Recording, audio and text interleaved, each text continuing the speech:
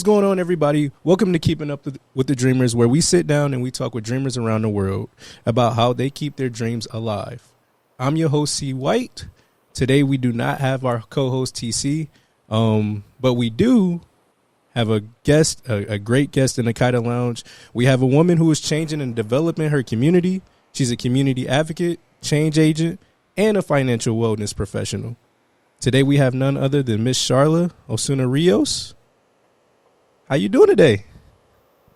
I'm good. How are you? I'm okay. Did I say that right? Did I get that right? Yes. Okay. Yes, you did. Thank you so much. Okay. Well, to start off, tell us a little bit about your background and how you got into, becoming a community advocate.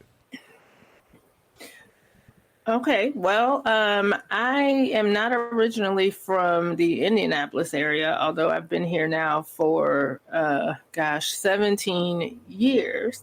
I came here, when I came here, I was in the jewelry industry, actually, and I had been in retail since I was 16 years old. So from the time I was 16 until I was in my 30s, I was in commission sales. I was fortunate enough to learn at a very young age that I had the ability to talk with people easily, to make people feel comfortable. So I was blessed to be able to utilize that gift to make money in sales. Okay. In 2012, I ventured into banking. At that particular time, I needed to be home more. My oldest was a senior in high school at the time, and I needed to be home in the evenings and the weekends. If anyone has been a teenager or has teenagers, you understand what that's about. So I became a personal banker for a large bank in 2012. And, I had a really exceptional leader in that role who really advocated for me. I mentioned to him that I was really interested in getting involved in volunteer efforts and community efforts. And the bank did a lot of those things at that time. And as a personal banker, you're not really on the list, right, to get to go out and do those things. So I made it a point to really emphasize my passion for community. Okay. So he really advocated for me to get with the right people to get active. So I credit him a lot for my ability to start early in my career developing community relationships. So in that, I was able to teach some financial wellness at the elementary school level as well as for adults. And so I learned a lot myself, obviously, right? Because I had a lot of financial growth that I needed to accomplish too. So in teaching others, I was able to learn a lot myself.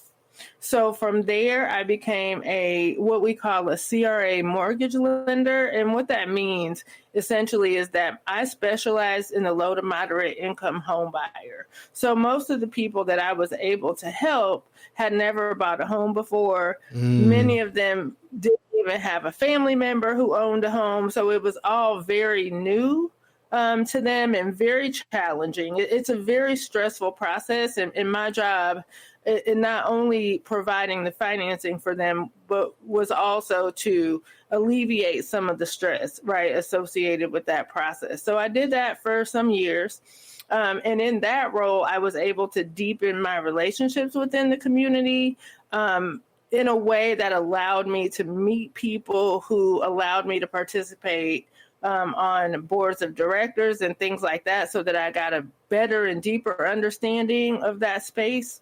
And so that led me to what I do now, which is community development officer at the National Bank of Indianapolis, which is a large local financial institution based here in Indianapolis.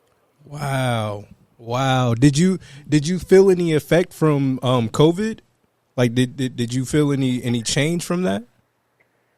Oh my gosh. So yes. So who didn't, Right. I mean, we all turned into different people, yes, right, after the pandemic, good and bad. What I will share with you is some of you may know, mortgage rates were at an all-time low, yes, right, throughout the pandemic. So because of that, and at that time I was lending. At that time, my gosh, it was not uncommon for me to work a 16-hour day, just trying to get my files done. Everyone was purchasing, everyone was refinancing. We had interest rates down below 3%, which is unheard of. So it was a really busy time for me. And so I didn't have the same struggles in terms of being furloughed or employment that a lot of my friends and family had. It was very much the opposite for me in that space. However, working with nonprofit organizations and community centers and things like that, I was able to see firsthand the level of need that resulted from the pandemic. So food pantries, right, were just overrun with neighbors. Right. People were having problems just dealing with their children being at home all day. Because, we have to understand that a lot of children only eat at school. Yeah. That's a very real problem. For sure. So now you got parents who are having to figure out how they're going to feed 2, 3, 4 kids because they're at home all day, every day. There were also situations where when things started to open back up, a lot of these parents were in the service industry. So while a lot of us in quote unquote corporate America were still working from home, if you worked at a restaurant, if you worked in the mall, if you worked in the hospital, you were at work and your kids were at home all day. So there were some interesting challenges that presented in COVID. But I do think that it allowed us to see the resilience of our community in a way that I don't know that we had. Okay. Do you see a growth now? I don't even want to say it's over with, but the world kind of is going back into sanity, I would say, because those were some insane times. Do you see us growing from that? Do you see a change? Have you seen the markets increase, decrease? Well, so yes, things have changed. Right now, we are in a different interest rate environment, which, and I say different because I don't want to say worse. And I don't want to say worse because even at 6%, 7%, that is still a low rate compared to what mortgage rates used to be. However, if we're talking about people who are in the low to moderate income space, and what that means essentially, is that they make 80% or below the area median income. Okay, that's what that term means, low to moderate. So just to be clear about that. Okay. So what I am seeing is that the struggle for housing is real right now, because what we're seeing is, home prices are still up. They haven't gone back down yet post-pandemic, and rates are going up. So with those two things, in tandem, it is making it less affordable for families to become homeowners. On the other side of that, what we're seeing is rents increase at astronomical levels. So, an apartment, a 2-bedroom apartment that you used to be able to rent for $800 a month, you're now paying $1,600 a month for that same apartment. And so that is causing so much difficulty for families to be able to just have a roof over their head. Home ownership is great and it's important, but first you got to have stable and secure housing, right? Because that is what helps you get to that level of being able to purchase a home. So we are seeing the effects of that. One other thing that happened and has been happening now and is grossly unregulated is investors from out of state that come in and buy single family homes in neighborhoods, and they're essentially pricing people out of the market. So they're making it difficult for a family of 4 to buy a nice home in a nice area, because what they do is they come in and they offer the homeowner a check, right? And they say, here, I'm going to give you $250,000 right now. I don't need an inspection. I don't need an appraisal. right? I'm just going to write you a check. Well, that's hard to turn down, right? Especially if I've been economically challenged in any way, which inflation has provided for most of us to feel that at some level. So those investors are also making it very difficult for families to even rent a nice house, let alone buy one. What advice would you give to somebody that may be looking for a home or, looking for places to rent currently right now that, like you said, houses that were, used to be $80,000 are now $160, and it's for the same house. Like, and I'm only saying that because I just recently purchased a house, and I do not think I know the area, and I don't think what I bought for the house I would have paid probably maybe 70, 80,000 for it if this was 2 or 3 years ago even. But I just spent 140. But what advice would you give somebody that's looking to purchase a new house? Well, first of all, congratulations. Thank you. That is Thank you. Phenomenal. You should be very, very proud that you were able to accomplish that. So first of all, let's salute you. Second of all, I would say this. We've got to be really honest with ourselves about where we are and what our priorities are as people. Okay. And I think that that's where it starts. So often we want to spend our money on things that make us feel good, right? Because maybe life is lifing and things ain't thinging and everything is complicated and difficult. So when we get a little bit of extra, we want to do something for ourselves. We want to feel good. We want to drive down the street in something nice, right? Yeah. Because it makes us feel accomplished. And I'm not going to judge that because let me tell you something, everyone deserves that feeling, right? But that's where the honesty with ourselves comes in. We really have to, at some point, sit down and say, okay, it's time for me to start building a legacy for my family. It's time for me to start putting down roots, right? And having some stability. Yeah. So I think that's the first decision. And that's not an easy decision to come to because a lot of our friends and our family don't even really have a comprehensive definition of what stability looks like, right? We really don't know. We really don't know. So I think that's the first step. And I think the second one is to find an advocate, find a partner, somebody like myself. A lot of financial institutions today have people in place who will sit down with you and talk to you about, okay, what are your goals? Everybody's goal is not home ownership, and that's okay. For some people, it's just not being paycheck to paycheck. For some people, it's learning to create a budget that works for them and their family. For some people, it's learning how to save when they don't make a lot of money. So everyone is at a different stage in this process. And wherever you are, a little bit of growth is worth something. So find someone, whether that would be a community center in your area. I know that here in Indianapolis, we have several CDCs, which that means Community Development Corporation. And those corporations are in place to provide services to individuals and families who need them. So everything from affordable housing to career development, to job placements, to job fairs, to childcare, right? So those things are available, but the first thing is to really find someone who is there to partner with you through this journey. Okay. And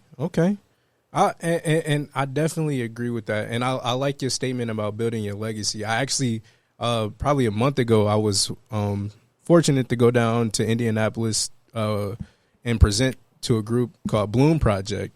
And, I'm familiar. Yeah. It was a couple not a couple, it was a lot of young men. And we talked about, what does your future look like? What does your legacy look like? Starting from just middle schoolers to high schoolers, and just growing up. What do you want your legacy to be? What do you want to be able to pass down? And, I always hear, one of the things is land. land is one of the things that you can pass down, and you should continue to pass down. Like my dad, he always told me, don't sell. Don't sell, don't sell. Always keep, maybe rent, but don't sell. You know, don't give that up. You know, so that's something I definitely love, and I agree with from what you were saying. So for his, I think the Bloom Project does some phenomenal work. I've actually had the opportunity to sit down with some of the young men that are affiliated there and have some really, really great conversation. Those young men are sharp. Yeah. And they're curious and they really want to learn, right, how to do it right. So I commend Arnetta for all the work she's done. Brandon Randall is phenomenal. So yeah, that's one of the organizations that's really working toward empowering our youth. So that's fantastic. Do you ever see your work as a community advocate and financial wellness professional crossover? Like, do you ever see it? Does it cross over a lot, and when? In my opinion, it's the same thing. Okay. I mean, you know, this is the thing, right? If you're worried about paying your light bill, it ain't a whole lot else you can worry about, right? Like you can't worry about, you know, we have to really be honest about what that struggle looks like. So if you are worried about how you're going to pay your rent next month, right? Helping your children with their homework sometimes is not the priority. And so this is a reality for a lot of families, right? Because mom and dad are working 3 jobs, 2 jobs to try and make ends meet. So that means we got kids coming home left to their own devices, right? Yeah. Which may not be a terrible thing, but we know that there's a reason children have parents, right? We know that they need that guidance, that leadership. They need somebody to sit down with them and help them succeed educationally, right? Because it's like a house of cards, right? One thing falls and then the next thing falls and then the next thing falls. And it's not because anybody's a bad person. It's because I'm worried about tomorrow. Yeah. And that's rough. And I tell you, I know because I've been there, right? So it's not something somebody told me about. It's something I've actually experienced. So when it comes to financial wellness and it comes to community development, in my opinion, you can't have one without the other, because when you have people who feel financially well and who feel stable and secure, they are better parents. Yeah. They're better employees. They're better friends. They're better congregants in the churches. They're just better all the way around, because now they are able to focus on the other things in their life that are also important. So I think those things really go hand in hand.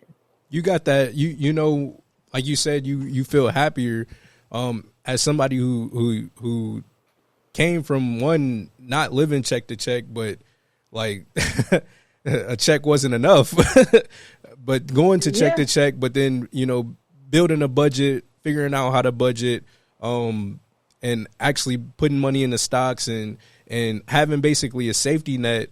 It is that monkey off your back. You do start, the car broke down. I got my safety net. I'm okay.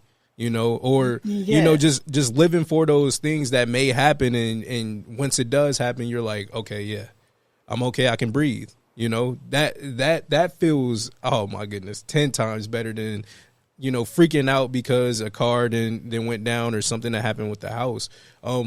So I want to ask you, what advice do you give for people that's right now living check to check in the time that we in? Well, I want to say first that just because this is where you are now does not mean that this is the end of your journey. Woo! It's important to know. Thank you. You know, it's important to know that, you know, I know that sometimes we can feel defeated. Sometimes we can feel hopeless. Sometimes we can feel like every time we turn around, right, it's something different. It's something going on. Oh my gosh, now this happened. Now that happened. Now I got to sit, whatever that looks like. And so it's really easy to get into a headspace where we feel like nothing is going to change. Right. So I think that my number one thing that I would say is that is not true. And the journey to the other side comes with being intentional about what you want. Okay. So once you decide really what you want, right? What do you want your life to look like? What do you want your children's lives to look like? How do you want to be remembered? How do you want to show up? I think the first step to that is being intentional about those things. So what that means is every decision that you make needs to somehow get you closer to where you want to be, right? So when you get an urge to, get on somebody or get into it with somebody, or you just ain't feeling right, or you know what, I don't really want to be at this job today because I got too much going on, or I got too much on my mind and I really can't focus and all that. We really need to remember in those moments, no. This is just a stake in the road. This isn't the end of the journey, right? So I got to stay focused and I got to be intentional about what it is that I want. Right. The next thing I would say is really start to surround yourself, right, with people who are where you want to be.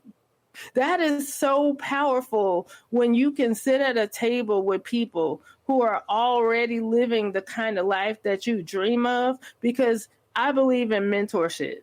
Right? I believe in speaking life into people who maybe don't have that option in their families, in their friend groups. So start finding those relationships, seek them out, whether that be at your bank or at your church, or maybe it's a parent's friend or it's an uncle or a cousin. But if you have anyone within your circle anywhere who is what you would consider successful, because we know that success looks different to every person, right? So maybe success is making a 6-figure income for somebody, but maybe somebody says, look, I don't want a 6-figure income if it means I'm working all the time, because success for me means I'm here for my family and I can pay my bills and I'm peaceful and I'm happy. Right. So for some people, success is booked and busy. For some people, success is paid and peaceful. Right. So you got to decide what that looks like for you and start seeking out relationships around that. And the last thing I would say, besides finding a partner, a coach, somebody within your financial institution, your neighborhood, your community, who can help you learn how to budget, how to save, how to manage, how to get through, how to navigate corporate America, right? How to work with various leaders and various personality types. Surround yourself with those people, find those relationships. And the last thing I will say is find you a personal board of directors. And what that means is, every large corporation has a board of directors. And the job of the board is to keep the organization going in the right direction. So you have members of that board who all specialize in something different. So they bring another area of expertise to the table when they meet about where the organization is going. So if it works for companies, it works for people. Right. So find your personal board of directors. You need someone who can speak to you spiritually. You need somebody who can speak to you about finance. You need someone who can speak to you about relationship dynamics, right? And how that works and dealing with stress. You need someone in your life who can help you professionally and who can motivate you in that way. So just find people who can speak those things into you. And they have to be people that will tell you the truth. Right. Don't just surround yourself with people that are going to always agree with what you say and tell you you're always right, because that's how you lose. Mm-hmm. If you're the smartest person in the room, you're in the wrong room. Okay. So I ain't never heard. Wait, hold on, because I ain't never heard that one before. Run that back. She said, if you're the smartest person in the room, get out that room. Okay. Yeah. You're not in the right room. Yeah. Right. Get yourself a new room. So never be the smartest person in the room. If you are and you look at all the rooms that you're in and you're like, my gosh, I'm the smartest person in all of these rooms, then you're not doing something right. Find you people who can elevate you in a real way, and who, when you are breaking down or you're like, oh my gosh, I just can't do this anymore, I don't know what, find those people who can speak life back into you and support you in a real way. And I think that's where it starts. Okay. What advice would you give somebody looking to join your profession? because we are here on But Keeping Up with the Dreamers, and we definitely want people to know, one, it may not be easy just to join. You may have to do some work. You may have to you might find some barriers where you got to leap over them or you got to break through. But if you want to do it, we have somebody who actually has done it, right? So what advice would you give? that's a really good question. First of all, there aren't a lot of people who look like me and you in the finance industry. And I would like to see that change. So I'm really glad you asked that question. First of all, don't be afraid to walk into the room. You know, we get imposter syndrome a lot, right? Yeah. As Black people, and I'm just going to speak on what I know. Talk to me. As Black people, we get imposter syndrome in professional environments. We convince ourselves that we don't belong there, or that the people that you see when you walk into the bank somehow are more qualified, right, than you are. I'm here to tell you that is not true. There are so many careers in banking and finance that you're never going to see unless you walk through the door. So it's not just the people that you find in the actual banking center. We have marketing people, we have finance people, we have people who do investments, we have people who help people buy homes. There are so many different careers, but the first step is walking in the door, right? Walk in the door, believe in yourself, take inventory of what your strengths are, right? Really be comfortable with who you are and what you bring to the table, because anymore, people want to deal with and talk to and confide in people that they relate to. Yeah. Right? They want to hear what you have to say. They don't want the robotic guy sitting in the office with a tie that they feel is looking down on them. Right? Yeah. Really clear about what your strengths are and what you bring to the table. And don't be afraid to ask for what you want.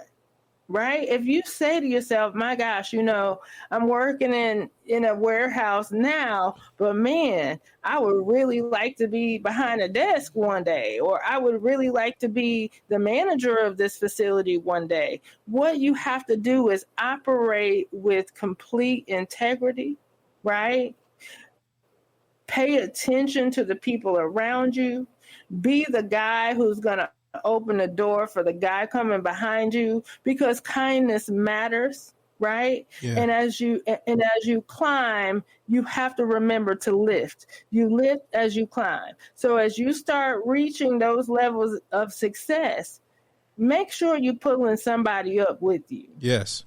No crab in the barrel. That's how it all changes. Okay. Well, before we get out of here, let everybody know what's next for you. What you got coming up? Well, I am really busy these days. Okay. So as a community development officer, my role is to really help the organization deepen our community relationships, and to serve the communities that our nonprofit corporations that we support as a financial institution also support. So we know that we take care of the depository relationships and the lending relationships for over 400 nonprofits in the Indianapolis area. But what the company figured out was we have to do a better job on the ground. We have to do a better job educating the people that live in the communities, right? So that if they're not bankable yet, they can become bankable. Right? If they're not ready for home ownership yet, they can become ready. If they're not in an affordable housing situation yet, they can get there. So my job is to really help to facilitate and deepen those relationships. And as far as I'm concerned, that work is ongoing. It will never be done, right? There will always be people who are underserved and underbanked.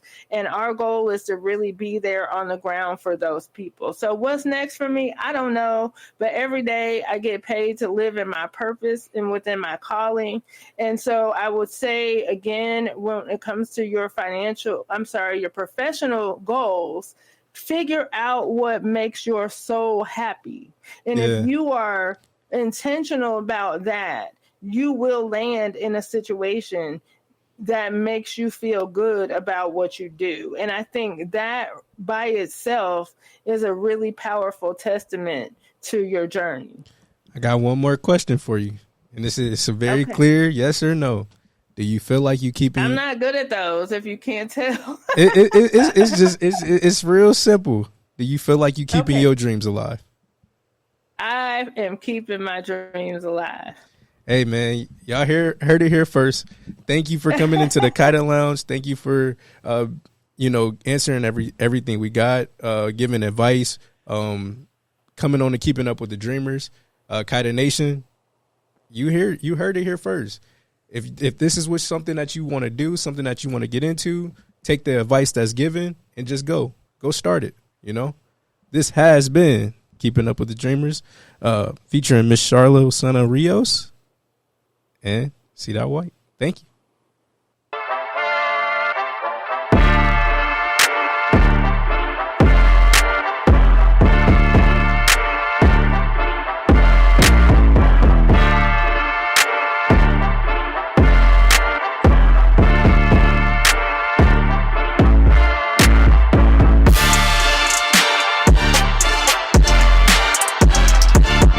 I did that one.